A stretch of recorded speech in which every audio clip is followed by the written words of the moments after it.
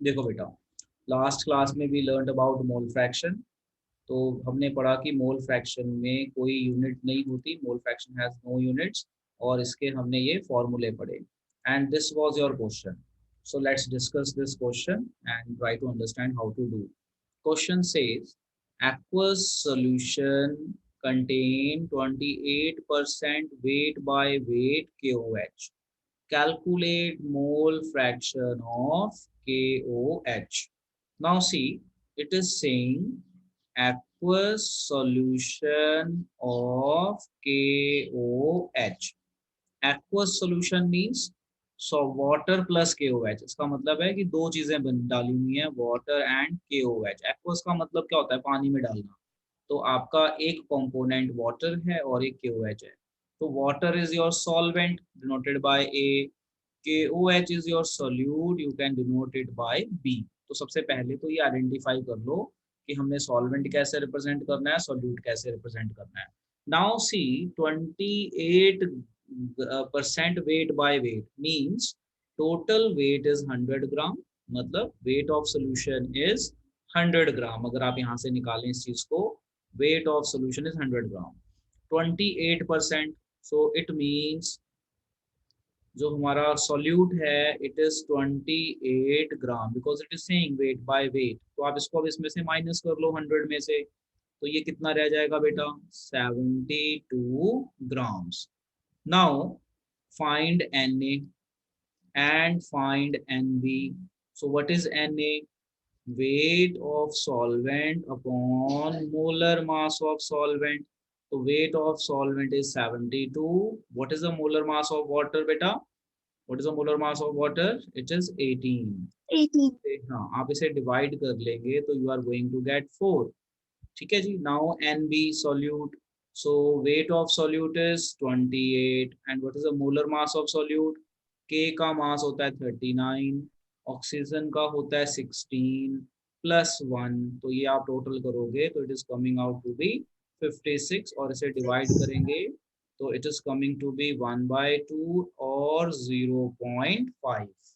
ठीक है बेटा, अब ये चीज समझ में आ गई। अब देखो, अब हमने यहाँ से ये सारी चीज कैलकुलेट कर ली, बट हमसे पूछा क्या है? हमसे तो पूछा है मोल फ्रैक्शन ऑफ KOH, मतलब KXB निकालना है। तो मैं इसे अब नेक्स्ट पेज पे करवाता हूँ। तो देखो, ये चीजें थी जो हमने उस क्वेश्चन से लिख ली, हमने गिवन लिखा, सॉल्व कर लिया। अब क्वेश्चन में था फाइंड के अपना मोल फ्रैक्शन ऑफ B, ये था ना मोल फ्रैक्शन ऑफ, क्वेश्चन था आपका कि find mole fraction of KOH.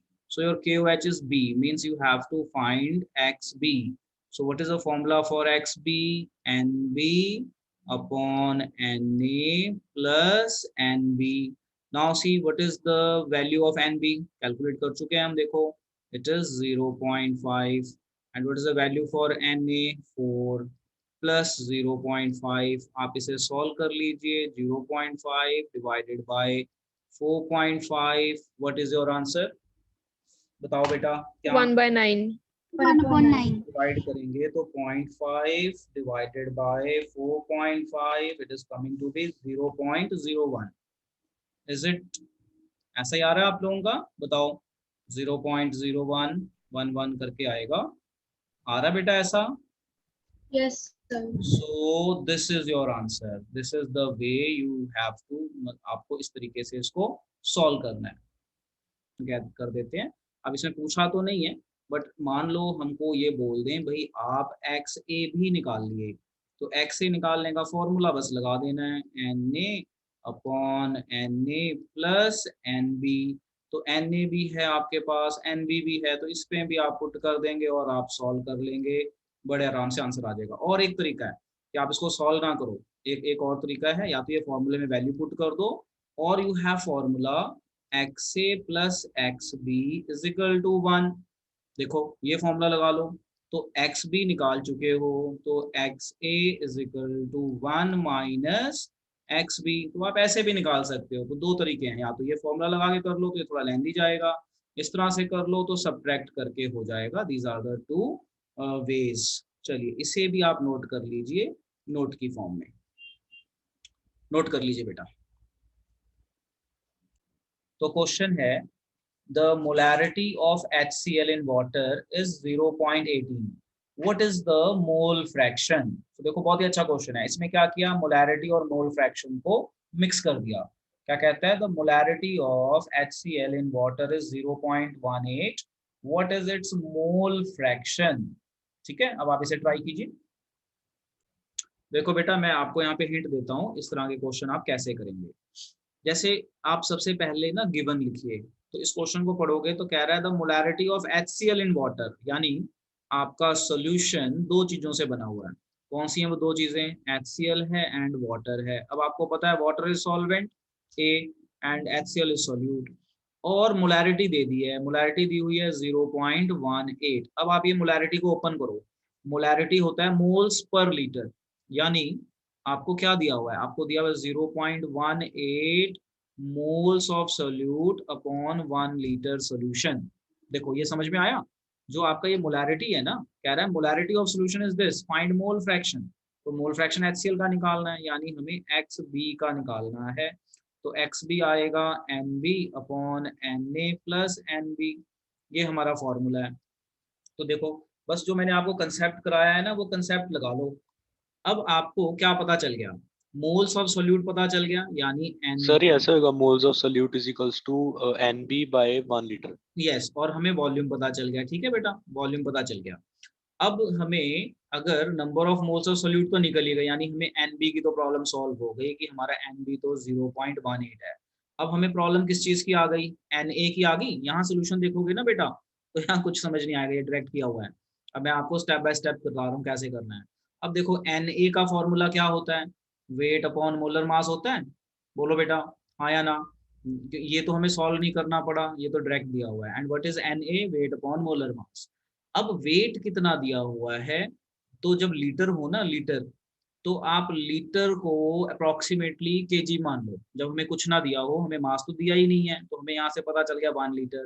तो जब भी हम कभी ऐसी सिचुएशन में फंस जाएं, तो हम 1 लीटर को 1 kg मान लेंगे, यानी ये हमारा वेट हो गया 1000। ठीक है, ग्राम्स। आर यू गेटिंग मैंने क्या बोला, आर यू गेटिंग? हाँ जी।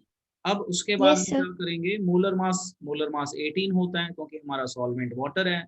अब इसे डिवाइड कर देंगे तो ये आ गया 55.5। अब इस फॉर्मूले में पुट कर दो, तो XA is equal to NB upon Na plus NB। तो NB हमारा है 0.18 और वाटर का था हमारा 55.5 प्लस 0.18। इसको सॉल्व कर लेंगे तो हमारे पॉइंट्स में आंसर आ जाएंगे। चलो इसी क्वेश्चन को मैं दोबारा सॉल्व करवाता हूँ, क्योंकि यहाँ पे अब खिचड़ी पक गई है। बेटा देखो, दोबारा करवा रहा हूँ इसी को, और अपनी कॉपी में आप लोग लिखते जाइए साथ के साथ। आप क्वेश्चन से हिंट निकालिए। सबसे पहले हम क्वेश्चन पढ़ेंगे और लिखेंगे गिवन। गिवन में कह रहा है calc the molarity of HCl in water, यानी हमें सॉल्यूशन में दो चीजें दी हुई हैं, HCl एंड वाटर, और हमें मोलैरिटी दी हुई है, मोलैरिटी दी हुई है 0.18, और कह रहा है मोल फ्रैक्शन निकालिए, यानी XB निकालिए। ना कुछ बताया हो ना तो सोल्यूट का ही मोल फ्रैक्शन निकालते हैं। अब हम क्या करते हैं, इस गिवन को यहाँ से कॉपी कर लेते हैं और इसको हम ले चलते हैं नेक्स्ट पेज पे, जहाँ पे हमारे पास करने की स्पेस ज़्यादा है। या अब हम क्या करेंगे, जो हमें दिया था उसको यूज़ करेंगे। अब हमें यहाँ पे मोलैरिटी दी हुई है, और ये है हमारा सॉल्यूट, और वाटर को हम कहते हैं सॉल्वेंट। अब इस मोलैरिटी को ओपन कर लो। मोलैरिटी को ओपन करोगे तो मोलैरिटी होता है मोल्स पर लीटर, यानी इतने मोलर, तो 0.18 moles of solute, moles of solute divided by 1 litre volume, है ना। मोल्स पर लीटर तो 1 लीटर वॉल्यूम हो गया। अब हमें यहाँ से NB तो पता चल गया, दिस इज NB। तो मेरे को NB तो सॉल्व करना नहीं है, मुझे number of moles of solute पता चल गए 0.18। अब मेरी प्रॉब्लम रह गई Na की। तो Na क्या होगा, weight of solvent upon molar mass of solvent. तो सॉल्वेंट तो वाटर है, सॉल्वेंट तो वाटर है, तो इसका मोलर मास तो मुझे पता है 18। अब प्रॉब्लम है ये वेट ऑफ सॉल्वेंट कहाँ से निकालूं, तो वेट ऑफ सॉल्वेंट वॉल्यूम से निकालना पड़ेगा। अब हमारे पास कुछ भी नहीं दिया, तो जो वॉल्यूम होगा ना इसी को हम वेट मान लेंगे। हम 1 लीटर को 1 kg एज्यूम कर लेंगे और इसे हम ले लेंगे 1000 ग्राम, जब हम कभी ऐसे सिचुएशन में पड़ जाए ना दिया हो कुछ तो अब ये आ जाएगा हमारा 1000, इसको डिवाइड कर लीजिए, 55.5 मोल्स आ गए। तो अब आपके पास Na और Nb दोनों आ गए। अब आपका फॉर्मूला है XB, तो XB is equal to NB upon Na plus NB। अब NB कितना है 0.18, Na कितना है, कितना था Na 55.5 प्लस 0.18। अब आप इसे सॉल्व कर लेना, मैं यहाँ पे छोड़ रहा हूँ, उसकी कोई यूनिट नहीं होगी, नो यूनिट्स। चलिए इसे नोट कर लीजिए बेटा, it is very important question. Now see this question. इस क्वेश्चन में भी बच्चों को काफी प्रॉब्लम आती है। क्या प्रॉब्लम आती है आप पढ़ के देखो, आपको समझ में आएगा। पढ़ो जरा क्या क्वेश्चन कह रहा है और मुझे क्या करना है, जस्ट सी।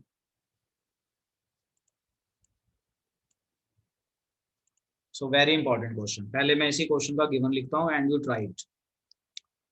सो क्वेश्चन क्या कहता है, फिर हम यहाँ पे सोल्यूशन करते हैं।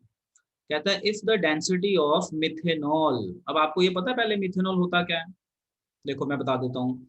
मिथेनॉल होता है CH3OH, इसे कहते हैं methanol.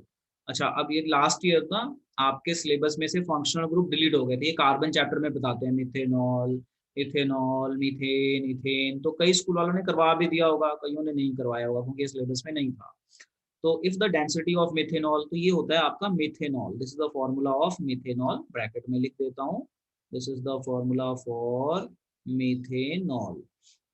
If the density of methanol, मतलब हमें डेंसिटी दी हुई है 0.793 kg पर लीटर, ठीक है। What is its volume needed for making, और डेंसिटी दी हुई है, वॉल्यूम पूछ रहा है, ठीक है।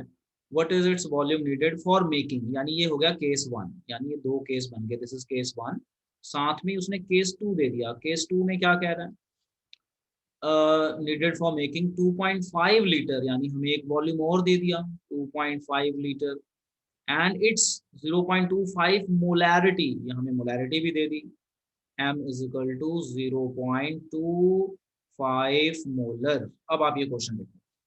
अब ये क्वेश्चन बड़ा ही अलग तरह का हो गया। अब आपको यहाँ पे देख के कुछ अलग ही कुछ मतलब पूछ रहे हैं क्या, देखते हैं क्या पूछ रहे हैं फिर से।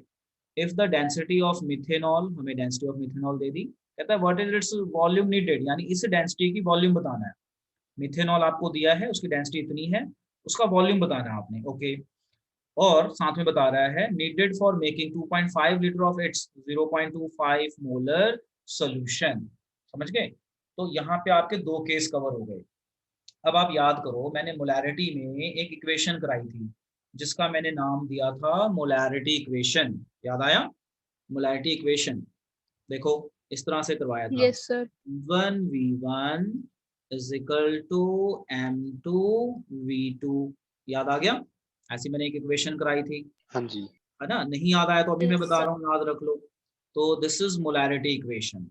अब ये मोलैरिटी इक्वेशन कब लगाते हैं, जब हमें क्वेश्चन में दो वॉल्यूम या दो मोलैरिटी कहीं पे आ जाए। तो यहाँ पे देखो दो वॉल्यूम आ गई है, एक मोलैरिटी दी हुई है और एक मोलैरिटी पूछ रहा है। ऐसे ही कुछ कह रहा है, if the density of this what is its volume. अब हम यहाँ पे बहुत अच्छे तरीके से उलझ गए। अब आप इसको सोचो जरा 1 मिनट, मुझे बताओ फिर क्या होना चाहिए। लो देखो बेटा, मैंने आपको टाइम दिया थोड़ा सोचने के लिए ताकि आपके माइंड में कुछ चीजें आ जाएं और कुछ क्वेश्चन आए तो आप वो पूछ पाएं। अब मैं इसको करवाता हूँ, जरा समझो। सर ये ऐसा होगा कि इससे हम हम्म, सर इससे हम वो निकाल सकते हैं, मतलब मास ऑफ सोल्यूशन, फिर उससे हम वेट। हाँ उस तरीके से भी हम ट्राई कर सकते हैं, बट आप पहले ये वाला तरीका देख लो जो मैंने लिखा है, ठीक है। अब मैं क्या करता हाँ हूँ, जी। ये जो हमने केस लिया था ना, इसे मैं 2 ले लेता हूँ। लेटर से ये V2, केस 2 को ये M2, इसे मैं V1 मान लेता हूँ। और जो हमारी ये डेंसिटी दी हुई है ना, इसको मैं M1 में कन्वर्ट करूंगा। इसमें मैं किसको कन्वर्ट करूंगा, कन्वर्ट M1। बस फिर मेरा ये फॉर्मूला लग जाएगा। तो मेरे पास M2 V2 की तो प्रॉब्लम नहीं है, V1 तो मुझे निकालना है। अब M1 मैं बता देता हूँ, देखो कैसे निकलेगा। देखो अब ध्यान से समझो, हमें जो डेंसिटी दी हुई है वो दी हुई है कितनी 0.793 kg/1 लीटर। यही मतलब हुआ इस डेंसिटी का। बोलो आप बताओ हाँ या ना। जो हमें ये डेंसिटी दी हाँ हुई है जी। तो मतलब क्या हुआ इतने Yes, इतने केजी इन 1 लीटर। yes, अब इसको ग्राम में चेंज करो, तो ग्राम में चेंज करोगे तो कितना हो जाएगा 793 ग्राम/1 लीटर। हो गया। अब आप मोलैरिटी से कंपेयर करो। मोलैरिटी होता है number of moles upon volume, और नंबर ऑफ मोल्स होता है weight of solute upon molar mass of solute into volume. बोलो समझ में आ गया। Molar mass upon volume. तो आपको वॉल्यूम दिया हुआ है, अब यहाँ से मैच करो। जो ये मोलैरिटी, इसको आप मोलैरिटी में चेंज कर सकते हो। आपको वॉल्यूम दिया हुआ है 1 लीटर, वेट आपको पता चल गया 793। तो क्या रह गया डालना, क्या रह गया डालना कि ये M1 बन जाए। बताओ क्या molar डालोगे, mass. मोलर Molar मास। mass. तो मिथेनॉल का मोलर मास निकालो। कार्बन का मास होता है 12, हाइड्रोजन का 3, ऑक्सीजन का 16, इस हाइड्रोजन का 1। टोटल करो, बताओ कितना आया टोटल करके। टोटल करके आ गया 32 के करीब आ रहा है। 32. तो इसका जब आप Yes, sir. टोटल हाँ करोगे जी। तो इट इज 32। तो बस हमारी M1 पता चल गई। So M1 is equal to 793 divided by 32। इसे डिवाइड करेंगे तो हमारा क्या आंसर आ रहा है 793 डिवाइडेड बाई 32। इसे डिवाइड करेंगे तो 24.8 अप्रोक्सीमेटली, 24.8 अप्रोक्सीमेटली मोलर। तो बस पुट कर दो। अब आपका M1 आ गया 24.8। V को हमें निकालना है। M2 हमारे पास कितना है 0.25, और V2 हमारे पास है 2.5 लीटर। बस अब इसे क्रॉस मल्टीप्लाई कीजिए, डिवाइड कीजिए, आपका आंसर आ जाएगा। सो ये एक तरीका है इसको करने का। Sir, एक और तरीका है, sir, हम देखो बेटा, अब ये हमारा अगला टॉपिक है पार्ट्स पर मिलियन। अब ये भी कंसंट्रेशन की एक यूनिट है। इस मेथड से भी हम कंसंट्रेशन निकालते हैं। ये मेथड हम कब यूज करते हैं, ये मेथड हम जब यूज करते हैं when solute is in very less amount. When solute is in very very less amount, मतलब इतना बहुत बहुत कम अमाउंट में हो, लेस अमाउंट। मतलब मैं अगर आपको एग्जांपल दूं, तो मैं अगर बोलूं कि 1000 रुपए में 1 पैसा, अगर आप 1000 रुपए में से 1 पैसा निकाल लो तो कोई फर्क पड़ेगा 1000 रुपए पे, बताओ। तो इस नहीं। तरह से जब सॉल्यूट बहुत कम हो और पानी बहुत ज्यादा हो, उसे हम कहते हैं पार्ट्स पर मिलियन। देखो पार्ट्स पर मिलियन मतलब 10⁶, mass of solute upon mass of solution into 10⁶। इस मेथड को यूज कब करना है, when solute is in very very small amount, बहुत बहुत कम अमाउंट में हो, इतना कम अमाउंट में हो उसका टेस्ट करना भी मुश्किल हो जाए। तो उस टाइम पे हम मेजर करते हैं पार्ट्स पर मिलियन। जो क्लोरीन डालते हैं ना वाटर को डिसइंफेक्ट करने के लिए या क्लीन करने के लिए, तो क्लोरीन इसी फॉर्मेट में डाला जाता है पार्ट्स पर मिलियन में। जो पॉल्यूटेंट्स होते हैं पानी में वो भी बहुत रेयर, मतलब बहुत कम अमाउंट में होते हैं, उसको भी मेजर करने के लिए ppm यूज करते हैं। तो ये फॉर्मूला है कि व्हाट इज पार्ट्स पर मिलियन। तो पार्ट्स पर मिलियन को अगर हम मास में कन्वर्ट करें तो mass of solute upon mass of solution into 10⁶। अब ये फॉर्मूला डायरेक्ट यूज नहीं होता, मिलियन होता है 10⁶, मतलब 10⁶ में का कुछ हिस्सा, उसमें सोल्यूट कितना है। अब आप देखो इससे रिलेटेड ये क्वेश्चन, इस क्वेश्चन में क्या कह रहे हैं, a sample of drinking water was found to be severely contaminated with chloroform. Chloroform का फॉर्मूला है supposed to be carcinogenic in nature. The level of contamination was 15 ppm by mass. Express this in percent by mass. Determine the molality of chloroform in water sample. चलो इसे try करो आप।